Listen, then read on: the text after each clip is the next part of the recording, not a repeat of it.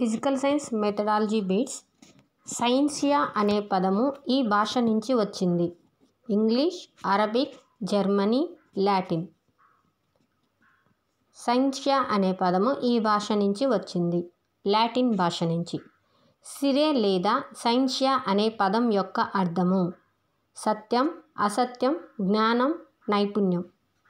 సిరే లేదా సైన్సియా అనే పదం యొక్క అర్థం జ్ఞానం. విజ్ఞాన శాస్త్రం అంటే ఒక మాపనం. మాపనం వల్ల మనకు నిర్దిష్టమైన గణనలు, ఫలితాలు వస్తాయి. మాపనం వల్ల ఒక విషయాన్ని స్పష్టంగాను, నిర్దిష్టంగాను వివరించడానికి వీలవుతుంది అని విజ్ఞాన శాస్త్రానికి నిర్వచనం చెప్పినవారు Karl Pearson, JD Novak, Arrhenius Newton. ఇదేం లేదు, ఇంత పొడవు ఏమొద్దు. విజ్ఞాన శాస్త్రం అంటే ఒక మాపనం. మాపనం అని వచ్చిందంటే అర్హీనియస్, అంతే. ఇంకా అంతా కూడా గుర్తుపెట్టుకోవద్దు. విజ్ఞాన శాస్త్రం అంటే ఒక మాపనం. మాపనం అంటే అర్హీనియస్. భౌతిక ప్రపంచాన్ని, ప్రకృతి నియమాలని, సమాజాన్ని పరిశీలించడం ద్వారా, సత్యాలను పరీక్షించడం ద్వారా వ్యవస్థీకరించబడిన జ్ఞానమే విజ్ఞాన శాస్త్రం అన్నది. భౌతిక ప్రపంచం, ప్రకృతి నియమాలు, సమాజము, వీటన్నిటి గురించి చాలా ఎక్కువగా మనము నేర్చుకోవాలి, తెలుసుకోవాలి. ఎక్కువ విషయాలు ఎక్కడ ఉంటాయంటే డిక్షనరీలో ఉంటాయని గుర్తుపెట్టుకోండి. సో దీనికి ఒకటే అనుకోవాలి, ఇంత విధంగా భౌతిక ప్రపంచం, ప్రకృతి, సమాజం, సత్యాలు అన్నాడంటే ఆక్స్ఫర్డ్ అడ్వాన్స్ లెర్నర్ డిక్షనరీ. డిక్షనరీలోనే మనకు కావలసినవన్నీ ఉంటాయి అని ఒక హింట్ పెట్టుకోవాలి. విజ్ఞాన శాస్త్రం అంటే ఒక మాపనం. మాపనం అంటే అర్హీనియస్. భౌతిక, ప్రకృతి, సమాజం, సత్యాలు ఇవన్నీ ఎక్కడ దొరుకుతాయంటే డిక్షనరీలో దొరుకుతాయి. వీటి మీనింగ్స్ అని గుర్తుపెట్టుకోవాలి, ఓకేనా. Oxford advance learner dictionary. శాస్త్రీయ పరిజ్ఞానం అధిక భాగం ఈ రూపంలో సాధించబడుతుంది. యథార్థాలు, నియమాలు, సిద్ధాంతాలు, సాధారణీకరణాలు. సాధారణీకరణాలు. శాస్త్రీయ పరిజ్ఞానం అధిక భాగం ఈ రూపంలో అందించబడుతుంది. సాధారణీకరణాల రూపంలో అందించబడుతుంది. క్రింది వాటిలో యథార్థానికి చెందినది అణు సిద్ధాంతం, ఆర్కిమెడిక్ సిద్ధాంతం, వేడి చేసినప్పుడు ఇనుము సాగడం, బాయిల్ నియమం. క్రింది వాటిలో యథార్థానికి చెందింది వేడి చేసినప్పుడు ఇనుము సాగడం. ఎందుకు దీన్ని యథార్థం అన్నామంటే మనం కంటితో చూస్తున్నాం, వేడి చేసినప్పుడు ఇనుము అనేది సాగుతుంది. సో అది కంటితో చూసాం కాబట్టి యథార్థం. మిగతాయి సిద్ధాంతం, అణు సిద్ధాంతం, ఆర్కిమెడిక్ సూత్రం, బాయిల్ నియమం, ఇవన్నీ మనం కంటితో చూడటం లేదు. అది ఒక వాళ్ళు ఇచ్చిన స్టేట్మెంట్లను మనం నేర్చుకోవడం అన్నట్టే ఉంటుంది. విజ్ఞాన శాస్త్రాన్ని రెండు అంశాలుగా వివరించిన శాస్త్రవేత్తలు. విజ్ఞాన శాస్త్రాన్ని రెండు అంశాలుగా వివరించిన శాస్త్రవేత్తలు ఐన్స్టీన్, జోసెఫ్ జే Schwab, Phoenix, Cohen Nagel, JB కోనాట్. ఇక్కడ ఆప్షన్స్ నెట్ పక్కన పెడితే కాన్సెప్ట్గా నేర్చుకుంటే టక్కని తెలిసిపోద్ది. విజ్ఞాన శాస్త్రం రెండు అంశాలకు వివరించింది ఎవరంటే ష్వాబు, ఫీనిక్స్ అని. ఇక్కడ ఇద్దరు ఉన్నారు అని లెక్క పెట్టుకో. 1, 2 రెండు అంశాలుగా విభజించింది ఇద్దరు, ష్వాబు, ఫీనిక్స్. ఈ ఆప్షన్లోనే మూడో దాంట్లో కూడా ఉంది కోహెన్ నాగెల్ అని, కానీ దాన్ని పక్కన పడేయండి, దాన్ని అసలు చదవద్దు. మైండ్లో ఇదే పెట్టుకోండి. విజ్ఞాన శాస్త్రాన్ని రెండు అంశాలుగా వివరించిన వారు ష్వాబ్, ఫీనిక్స్. నెక్స్ట్, యథార్థము వివాదరహితంగా ఉండాలి, ప్రత్యక్షంగా పరిశీలించదగినదై ఉండాలి, ఎప్పుడైనా ప్రదర్శించదగినదై ఉండాలి. ఈ ప్రవచనాన్ని చెప్పింది జేమ్స్ బి కోనాట్. కోనాట్ వివాదరహితంగా ఉంటాడు అంటే అట్లాగే మనల్ని మనం మైండ్కి నేర్పించేసుకోవాలి. అప్పుడే ఈ బిట్లు పెట్టగలుగుతాం. ఇలాంటివి ఒక 100 వస్తాయి మనకు. అందుకని యథార్థము వివాదరహితంగా ఉండాలి, ప్రత్యక్షంగా పరిశీలించదగినదై ఉండాలి, ఎప్పుడైనా ప్రదర్శించదగినదై ఉండాలి. ఈ ప్రవచనాన్ని చెప్పింది జేమ్స్ బి కోనాట్.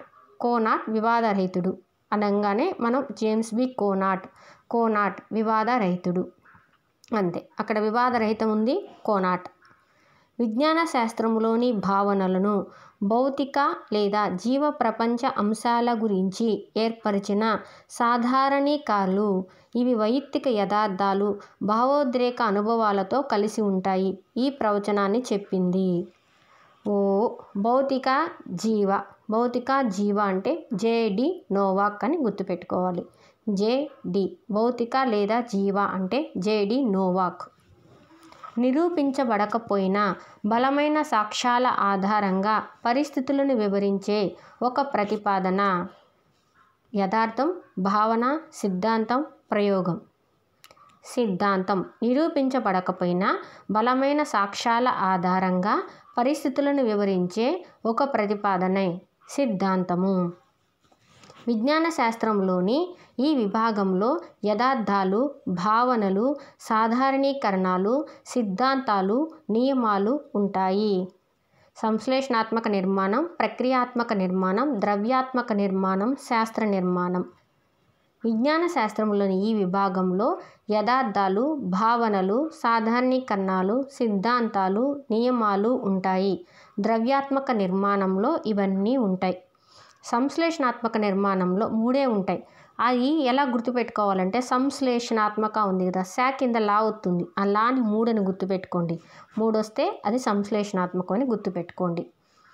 నిర్మాణంలో ఉన్న భవనంతో సైన్స్ నిర్మాణాన్ని పోల్చవచ్చు అని చెప్పింది హెన్రీ పాయింకర్, ఆర్సి శర్మ.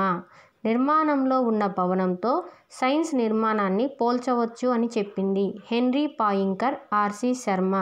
నిర్మాణంలో ఉన్న భవనము పాయింకర్, ఆర్సి శర్మ. ప్రతిపాదనలు, ప్రాకల్పనలు, సిద్ధాంతాలు సరైనవో కావో దీని ద్వారా పరీక్షించవచ్చు. ప్రయోగం ద్వారా పరీక్షించవచ్చు. పరిశీలించిన దృగ్విషయాల వివరణకు మూలాధారమైన ఊహను ఏమంటారు? యథార్థం, భావన, పరికల్పన ఏది కాదు. పరిశీలించిన దృగ్విషయాల వివరణకు మూలాధారమైన ఊహను ఇలా అంటారు, పరికల్పన అంటారు. ఊహ అనంగానే అది పరికల్పన లేదంటే ప్రాకల్పన అనుకోవాలి. అయస్కాంతం ఇనుప వస్తువులని ఆకర్షిస్తుంది అనేది క్రింది వాటిలో దేనికి చెందింది? యథార్థం, సిద్ధాంతం, ప్రాకల్పన, సాధారణీకరణం. అయస్కాంతం ఇనుప వస్తువులను ఆకర్షిస్తుంది అనేది క్రింది వాటిలో దేనికి చెందినది? సాధారణీకరణానికి చెందింది. ఇందాక మనకొక బిట్ వచ్చింది. కింది వానిలో యథార్థానికి చెందినది అన్నప్పుడు వేడి చేసినప్పుడు ఇనుము సాగడం అనేది యథార్థం అన్నాము. ఇక్కడ అయస్కాంతం ఇనుప వస్తువులని ఆకర్షిస్తుంది అనేదాన్ని సాధారణీకరణం అంటున్నాం.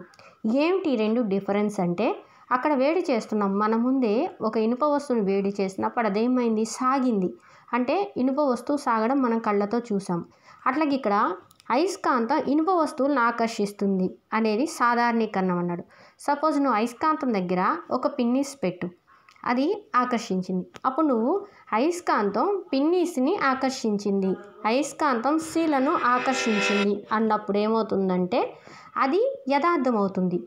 పిన్నీసు, శీల, ఇంకొక ఏదో ఒక గుండు సూది ఇవన్నీ ఏంటి, ఇనుప వస్తువులే. అంటే అయస్కాంతము ఇనుప వస్తువులను ఆకర్షిస్తుంది అని ఒక భావనకు వచ్చేస్తాం మనం. దీన్ని ఏమన్నామంటే సాధారణీకరణం అన్నాం అన్నమాట. విడివిడిగా చెబితే యథార్థం, అన్నిటికీ కలిపి ఉమ్మడిగా చెప్పేస్తే మన ఆలోచనని చెప్పేస్తే సాధారణీకరణము. ఓకేనా? ఈ అయస్కాంతం పిన్నీస్ని ఆకర్షించింది, యథార్థం. అయస్కాంతం శీలను ఆకర్షించింది, యథార్థం. అయస్కాంతం ఇనుప వస్తువుని అనగా బీరువాని ఆకర్షించింది, యథార్థం. అయస్కాంతం ఇనుప వస్తువులని ఆకర్షిస్తుంది, సాధారణీకరణం. అయిపోయింది. ఇంకా ప్రాకల్పనలు లేదా పరికల్పనలు ఎన్ని రకాలు? 1, 2, 3, 4. పరికల్పనలు లేదా ప్రాకల్పనలు 4 రకాలు. ఆ 4 ఏంటంటే ప్రాగుక్తిక ప్రాకల్పన, నల్ ప్రాకల్పన, ప్రశ్న ప్రాకల్పన, ప్రకటనాత్మక ప్రాకల్పన. ఓకేనా? ఆ పేరులోనే వాటి మీనింగ్ కూడా ఉంటుంది. 2 విషయాల మధ్య సంబంధం లేదు అని చెప్పే పరికల్పన ప్రాగుక్తిక ప్రాకల్పన, నల్ ప్రాకల్పన, ప్రశ్న ప్రాకల్పన, ప్రకటనాత్మక ప్రాకల్పన. 2 విషయాల మధ్య సంబంధం లేదు, నిల్, ఏం లేదు అంటే నల్ ప్రాకల్పన. విద్యార్థి ప్రయోగశాలలో ప్రయోగం చేసి ఫలితాలు సరైన ప్రమాణాలతో తెలియజేశాడు. ఇది శాస్త్ర ప్రక్రియ క్రియల్లో దేనికి సంబంధించినవి?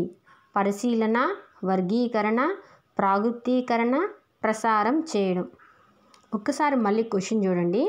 విద్యార్థి ప్రయోగశాలలో ప్రయోగం చేసి ఫలితాలను సరైన ప్రమాణాలతో తెలియజేశాడు అంటే ఏంటంటే చెప్పడాన్ని ఏమంటామంటే ప్రసారం చేయడము. దీనికి ఆన్సర్ ప్రసారం చేయడం. ఎలక్ట్రాన్ సిద్ధాంతం మౌలికంగా విద్యుత్తును గురించి వివరించడానికి ప్రతిపాదించబడినప్పటికీ తర్వాత దీని పరిధి రసాయన శాస్త్రంలోని రసాయనిక బంధం, సంయోజనీయత మొదలైన వాటిని వివరించడానికి ఉపయోగపడింది. ఇది కింది వాటిలో దేనికి సంబంధించింది? ఏం చెప్తున్నాడు? ఎలక్ట్రాన్ సిద్ధాంతం మౌలికంగా విద్యుత్ గురించే చెప్పారు, కానీ కొద్ది రోజుల తర్వాత దాన్ని ఏంటంటే రసాయన శాస్త్రంలో అంటే కెమిస్ట్రీలో రసాయన బంధం, సంయోజనీయత మొదలైన వాటికి కూడా ఉపయోగించారంట. దీనికి సంబంధించింది ఏంటన్నాడు? సిద్ధాంతాలు పరిశోధనా ఫలితాలను ముందుగా తెలియజేస్తాయి. 2. సిద్ధాంతాలు కొన్ని సమయాల్లో ఎక్కువ అనువర్తనం కలిగి మౌలిక అభిప్రాయాన్ని విస్తృతపరుస్తాయి. 3. సిద్ధాంతాలు కొన్ని సందర్భాల్లో వాటి పరిధికే సంకుచితమవుతాయి. 4. సిద్ధాంతాలు క్రమానుగుణంగా ఉంటాయి. దీని ఆన్సరు రెండోది. సిద్ధాంతాలు కొన్ని సమయాల్లో ఎక్కువ అనువర్తనం కలిగి మౌలిక అభిప్రాయాన్ని విస్తృతపరుస్తాయి. ఇక్కడ ఎలక్ట్రాన్ అనే సిద్ధాంతాన్ని విద్యుత్ అనే దాని గురించి మాత్రమే ప్రతిపాదించారు. అంటే అది దాని మౌలిక అభిప్రాయం ఏంటంటే విద్యుత్ గురించి. కానీ అది ఏమైంది? రసాయన శాస్త్రంలోకి ఉపయోగించుకోవడం జరిగింది. అంటే దాన్ని అవసరాన్ని ఇంకా విస్తృతపరచుకున్నాం అన్నమాట, ఇంకా ఎక్కువగా ఉపయోగించుకున్నాం. సో రెండవది కరెక్ట్. సిద్ధాంతాలు కొన్ని సమయాల్లో ఎక్కువ అనువర్తనం కలిగి మౌలిక అభిప్రాయాన్ని విస్తృతపరుస్తాయి. విజ్ఞాన శాస్త్రం అభ్యసిస్తున్న విద్యార్థికి కొత్త ఆధారాలు లభ్యమైనప్పుడు నిర్ణయాన్ని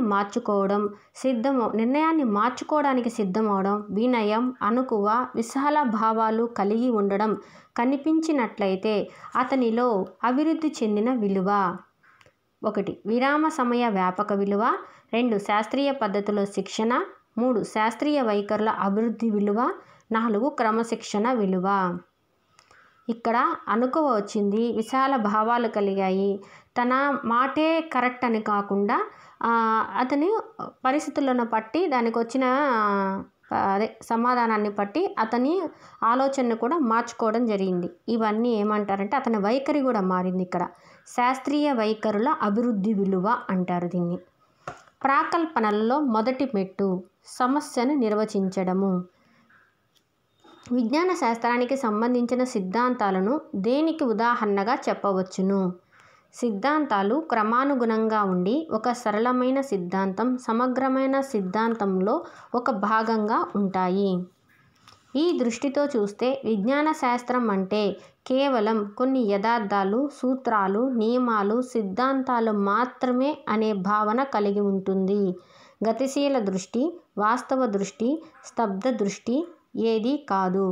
ఈ దృష్టితో చూస్తే విజ్ఞాన శాస్త్రం అంటే కేవలం కొన్ని యథార్థాలు, సూత్రాలు, నియమాలు, సిద్ధాంతాలు మాత్రమే అనే భావన కలిగి ఉంటుంది. స్తబ్ద దృష్టి ఆడే చెప్పేశాడు, మాత్రమే అన్నాడు, అంటే ఊరికే కూర్చో అన్నట్టు. స్తబ్ద దృష్టితో చూసినప్పుడు మాత్రమే దాని గురించి తక్కువగా అనుకుంటాం. కేవలం ఇదేముంది, యథార్థాలు, సూత్రాలు, నియమాలు, సిద్ధాంతాలే కదా సైన్స్ అంటే అనుకుంటారు. ఈ దృష్టితో చూస్తే విజ్ఞాన శాస్త్రం ఒక కృత్యంగా, ప్రక్రియగా నిరంతరం అభివృద్ధి చెందేదిగా అనిపిస్తుంది. గతిశీల దృష్టి, స్తబ్ద దృష్టి, పరిశోధనా దృష్టి ఏదీ కాదు. గతిశీల దృష్టితో చూస్తే విజ్ఞాన శాస్త్రం ఒక కృత్యంగా, ప్రక్రియగా నిరంతరం అభివృద్ధి చెందేదిగా కనిపిస్తుంది. క్రింది చెప్పిన వాటిలో దీనిని ప్రయోగశాలలో రుజువు చేయవచ్చు. సిద్ధాంతం, పరికల్పన, ఆర్కిమెడిస్ సూత్రం, ప్రాకల్పన. దీన్ని ప్రయోగశాలలో రుజువు చేయొచ్చు. ఆర్కిమెడిస్ సూత్రాన్ని రుజువు చేయవచ్చు. ఆర్కిమెడిస్ సూత్రం ఏంటి మనకు తెలిసి ఆయన చెప్తాడు కదా, ఒక స్టోరీ ఉంటుంది. ఏంది, కిరీటంని అంతే వెయిట్ ఉన్న స్వచ్ఛమైన బంగారంతో చేశారా లేదా కనుక్కోండి అని చెప్తాడు. అప్పుడు దానికి ఆయన స్నానం చేస్తున్నప్పుడు సడన్గా ఒక ఆలోచన వస్తుంది, యురేకా అంట ఒంటి మీద బట్టలు లేకుండా కూడా పరిగెత్తేస్తాడు. అక్కడ దాన్ని మనం రుజువు చేయొచ్చు. ఏముంది, ఒక గిన్నె నిండా నీళ్లు తీసేసుకుని ఒక రాయి వేసాము, ఆ రాయి ఎంత వెయిట్ ఉంటుందో అంత వెయిట్ వాటర్ బయటకు వచ్చేస్తుంది. ఆ వాటర్ని వెయిట్ మనం చూసినా కూడా రాయి వెయిట్ తెలిసిపోద్ది. అంటే దాన్ని మనం ప్రయోగశాలలో రుజువు చేయవచ్చు. దానికి ఆర్కిమెడిస్ సూత్రాన్ని మనం రుజువు చేయవచ్చు. విజ్ఞాన శాస్త్రం యొక్క లక్షణం కానిది. విజ్ఞాన శాస్త్రం ఒక ప్రక్రియ. విజ్ఞాన శాస్త్రం సంచితమైన జ్ఞానం. విజ్ఞాన శాస్త్రం వైఖరులను పెంపొందింపచేస్తుంది. విజ్ఞాన శాస్త్ర విషయాలు ప్రయోగశాలలో రుజువు చేయలేము. అర్థమైపోయిందిగా. ఏది లక్షణం కాదు, లాస్ట్దే ప్రయోగశాల రుజువు చేయలేము అన్నది రాంగ్. ఎందుకంటే మనం చేసాం కదా, ఇప్పుడు ఆర్కిమెడిస్ సూత్రాన్ని కూడా మనం మాటల్లోనే రుజువు చేసేసాం కదా. సో విజ్ఞాన శాస్త్రం యొక్క లక్షణం కానిది అంటే ఈ లాస్ట్ది, చేయలేము అనేది. వీటికి ఏం లేదు, కింది వాటి దీని లక్షణం కానిది, లేనిది అట్లా అన్నప్పుడు ఆన్సర్లోనే లాస్ట్లో ఒక హింట్ మనకు దొరికేస్తుంది. 3 ఒకటే ఉంటుంది. లాస్ట్ది చేయలేమనో రాదనో కాదనో ఇచ్చేసి ఉంటాడు. సరైన పరికరాలను ఉపయోగించి వివిధ భౌతిక రాశులని ఖచ్చితంగా కొలిచి నిర్దిష్ట ప్రమాణాల్లో తెలియచేయడాన్ని ఏమంటారు? పరిశీలించడం, వర్గీకరించడం, కొలవడం, పరిమాణీకరించడం. పరిమాణీకరించడం ఆన్సర్. ఎందుకంటే సరైన పరికరాలను ఉపయోగించి వివిధ భౌతిక రాశులని ఖచ్చితంగా కొలిచి నిర్దిష్ట ప్రమాణాలతో తెలియజేయడాన్ని ఏమంటారంటే పరిమాణీకరించడం అని. అంటే ఇప్పుడు నువ్వు కూరగాయలు 1 కేజీ కొన్నావు అంటే ఒక 500 గ్రాములు కొన్నావంటాం. 500 కూరగాయలు 500 అంటే అది ఏంటి, వెయిట్ అనా రేట్ అనా ఏమనుకోవాలి?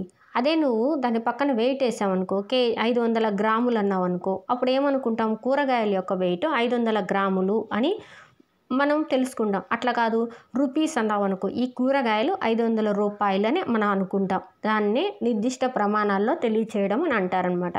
అలా తెలియజేయడాన్ని పరిమాణీకరించడం అంటారు.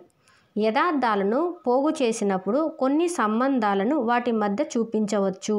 ఈ ప్రవచనం దీనికి చెందింది. సిద్ధాంతం, భావన, ప్రాకల్పన, సాధారణీకరణం. యథార్థాలను పోగు చేసినప్పుడు కొన్ని సంబంధాలను వాటి మధ్య చూపవచ్చు. ఈ ప్రవచనం దేనికి చెందింది అంటే సాధారణీకరణానికి. ఇందాక చెప్పాం మనం, అయస్కాంతం ఇనుప వస్తువులను ఆకర్షిస్తుంది అనే దానికి చెప్పాం కదా. సీళ్ళని ఆకర్షించింది, బీరువాని ఆకర్షించింది, లేదంటే ఒక పిన్నీస్ని ఆకర్షించింది. సో ఇనుము అనేది అయస్కాంతం అనేది ఇనుప వస్తువులను ఆకర్షిస్తుంది అని ఒక స్టేట్మెంట్ ఇచ్చేసాం. దాన్ని సాధారణీకరణం అంటాం. ఇంకొక ఎగ్జాంపుల్గా అనుకుంటే, కాకి ఆకాశంలో ఎగురుతుంది, గ్రద్ద ఆకాశంలో ఎగురుతుంది, పిచ్చుక ఎగురుతుంది, పావురం ఎగురుతుంది. అంటే పక్షులు ఆకాశంలో ఎగురుతాయి అనేది ఒక సాధారణీకరణం. కాకి ఆకాశంలో ఎగురుతుంది అనేది ఒక యథార్థం. ఓకేనా, అది డిఫరెన్స్. అంటే సాధారణీకరణానికి యథార్థానికి డిఫరెన్స్ అన్నమాట. విస్తారంగా పరీక్షించబడి రూఢి అయిన నిశ్చయమైన సిద్ధాంతమే. విస్తారంగా పరీక్షించబడి రూఢి అయి నిశ్చయమైన సిద్ధాంతము. ప్రయోగం 2, నియమం సూత్రం 3, పరికల్పన 4, భావన. విస్తారంగా పరీక్షించబడి రూఢి అయింది అంటే ఇది నిజము, ఇది కరెక్టు అని చెప్పేశారు. అలా చెప్పడాన్ని ఏమంటామంటే నియమము లేదా సూత్రము అని అంటారు. విద్యార్థులు తమ పరిశీలనలో, ప్రయోగాలలో, కృత్యాలలో శాస్త్రీయ పద్ధతిని వాడటం వల్ల వారికి కలిగే మార్పు, క్రమశిక్షణ విలువ, నైతిక విలువ, నైతిక ప్రవర్తన, ఉత్తేజము, సాంస్కృతిక విలువ. విద్యార్థులు తమ పరిశీలనల్లో, ప్రయోగాలలో, కృత్యాలలో శాస్త్రీయ పద్ధతిని వాడడం వల్ల వారికి కలిగే మార్పు. ఇక్కడ ఒక ఎగ్జాంపుల్, ఒక పరిశీలనే చూద్దాం. సపోజు వేడి చేస్తే పదార్థాలు వ్యాకోచిస్తాయి అని అంటారు. ద్రవాలు వ్యాకోచిస్తాయని. అది ఎలా తెలుస్తుంది వాడికి? వెళ్ళాలి, స్టవ్ మీద నీళ్లు పెట్టాలి, వేడి చేయాలి, ఏం జరుగుతుందో జాగ్రత్తగా పరీక్షించాలన్నమాట. అట్లాగే పాలు వేడి చేస్తాడు, అట్లాగే ఏంది పరిశీలిస్తున్నాడు, పద్ధతిగా నిలబడి ఏం జరుగుతుందా అని క్రమశిక్షణగా చూస్తున్నాడు. అలాగే ఒక ప్రయోగం చేసేటప్పుడు ఇన్స్ట్రుమెంట్స్ని తీసుకోవాలి, వాటిని ఒక పద్ధతిలో సెట్ చేసుకోవాలి, వాడవలసినవి ఎడమ వైపు పెట్టుకోవాలి, వాడేసినవి కుడివైపు పెట్టుకోవాలి, ఒకదాని తర్వాత కరెక్ట్గా వాడాలి. అంటే ఇలా ఒక శాస్త్రీయ వైఖరి అనేది వాళ్ళల్లో ఏర్పడుతుంది. దీన్నే క్రమశిక్షణ విలువ అంటారు. విద్యార్థులు తమ పరిశీలనల్లో, ప్రయోగాల్లో, కృత్యాలలో శాస్త్రీయ పద్ధతిని వాడడం వల్ల వారికి కలిగే మార్పు. క్రమశిక్షణ విలువ. విజ్ఞాన శాస్త్ర అన్వేషణకు యావత్ భౌతిక విశ్వం ముడి పదార్థమే. కేవలం విశ్వం ప్రస్తుత స్వరూపమే కాదు, దాని పూర్వ చరిత్ర, దానిలోని జీవ ప్రపంచం కూడా అని చెప్పింది కార్ల్ పియర్సన్. ఇంతొద్దండి, యావత్ భౌతిక విశ్వం ముడి పదార్థమే అని చెప్పింది ఎవరంటే కార్ల్ పియర్సన్. ఓకేనా, యావత్ భౌతిక విశ్వం ఒక ముడి పదార్థమే అని చెప్పింది కార్ల్ పియర్సన్. ఇంకోటి ఉంది, విజ్ఞాన శాస్త్రం అంటే ఒక మాపనం అన్నది అర్హీనియస్. విజ్ఞాన శాస్త్రం అంటే ఒక మాపనము, అర్హీనియస్. ఓకేనా. తర్వాత యథార్థము వివాదరహితంగా ఉండాలి, ప్రత్యక్షంగా పరిశీలించదగినదై ఉండాలి. ఇలా వస్తే జేమ్స్ బి కోనాట్ వివాదరహితంగా ఉంటాడని గుర్తుపెట్టుకోవాలి. నెక్స్ట్ భౌతికం, ప్రకృతి, సమాజం, సత్యాలను వచ్చాయనుకో, ఇంత పొడవును వచ్చాయి. వీటన్నిటి గురించి ఎక్కడ తెలుసుకుంటామంటే డిక్షనరీలో తెలుసుకుంటాం అనుకోవాలి. Oxford advanced learner dictionary.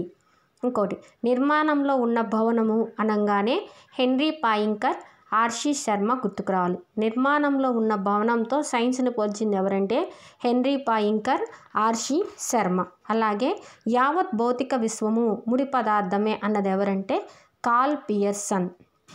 విద్యుత్తును తమ ద్వారా ప్రవహింపచేసే పదార్థాలనే విద్యుత్ వాహకాలు అంటారు. ఇది దేనికి ఉదాహరణ? భావన, పరికల్పన, సూత్రం, సాధారణీకరణం. ఇక్కడ ఏమన్నాడు? విద్యుత్తును తమ ద్వారా ప్రవహింపచేసే పదార్థాలనే విద్యుత్ వాహకాలు అంటారు. ఒక స్టేట్మెంట్ ఇచ్చేశాడు. సో ఇదేంటి? సాధారణీకరణం. దీన్ని మన ప్రయోగాల ద్వారా చేస్తాం. ఎయిత్లో అట్లా ఉంటుంది. ఏముంది? ఒక రెండింటికి మధ్య, తీగలకు మధ్య ఏం పెడతాడు? ఒక చెక్క పుల్ల పెడతాడు. కరెంటు పాస్ అయిందా? లేదు. ఒక ఇనుప వైర్ పెట్టాడు, కరెంట్ పాస్ అయింది. అలాగే కాపర్ వైర్ పెట్టాడు, కరెంట్ పాస్ అయింది. ఒక మామూలు బాల్ పెన్ను పెట్టాడు, కరెంట్ పాస్ కాలేదు. అక్కడ ఏమంటాడు? ఇనుము గుండా ఏమైంది? కరెంట్ పాస్ అయింది. గ్రాఫైట్ ముక్క గుండా కరెంట్ పాస్ అయింది. సో ఏవైతే కరెంటును తమ గుండా ప్రవహింపజేస్తాయో వాటిని విద్యుత్ వాహకాలు అన్నారు అని ఒక స్టేట్మెంట్కి వచ్చాడు. యథార్థం ఏమవుద్ది? కాపర్ వైర్ గుండా కరెంటు ప్రవహించింది. సో కాపర్ విద్యుత్ వాహకము అంటే అది యథార్థం. ఏవైతే విద్యుత్తును తమ ద్వారా ప్రవహింపజేస్తాయో వాటిని విద్యుత్ వాహకాలు అంటారు అనేది సాధారణీకరణం. సో ఈ కాసేపటికే మీకు సాధారణీకరణం ఏంది, యథార్థం ఏంది క్లియర్గా అర్థమైపోయింది. నెక్స్ట్, నీటిని వేడి చేస్తే ఆవిరవుతుంది, ఆవిరిని చల్లబరిస్తే తిరిగి నీరవుతుంది అనే ప్రవచనం క్రింది వాటిలో దేనికి చెందుతుంది? ప్రాకల్పన, యథార్థం, సిద్ధాంతం, నియమం. ఏమవుతుందంటే నీటిని వేడి చేస్తే ఆవిరవుతుంది. చూస్తున్నాంగా, స్టవ్ మీద నీళ్లు పెడితే ఆవిరైపోద్ది. మళ్ళీ ఏమవుద్ది? దాని మీద మూత పెట్టేసి ఆపేసామనుకోండి, మళ్ళీ ఆవిర్లంతా వాటర్ డ్రాప్స్గా కింద పడుతుంది. ఇవంతా మన కళ్ళతో చూస్తున్నామా లేదా? సో అదేమవుతుంది? యథార్థం అవుతుంది. నెక్స్ట్, శాస్త్రజ్ఞుల జీవిత చరిత్రలో చదివిన తర్వాత విద్యార్థుల్లో ఈ విలువలు పెంచుకుంటారు. క్రమశిక్షణ విలువ, నైతిక విలువ, ఉత్తేజాన్ని కలిగించే విలువ. దేన్ని పెంచుకుంటారు? నైతిక విలువ, ఉత్తేజాన్ని కలిగించే విలువ రెండు విద్యార్థుల్లో పెరుగుతుంది. ఎందుకంటే ఒక అబ్దుల్ కలాం గురించే మనం చెప్పాము. ఆయన గురించి విన్నప్పుడు వాళ్ళలో ఒక ఉత్తేజం అనేది కలుగుతుంది. అంత పేద కుటుంబంలో పుట్టి పేపర్ వేసి ఇంత బాగా చదివారా? అప్పట్లో ఇలాంటి కండిషన్స్ ఉన్నాయా?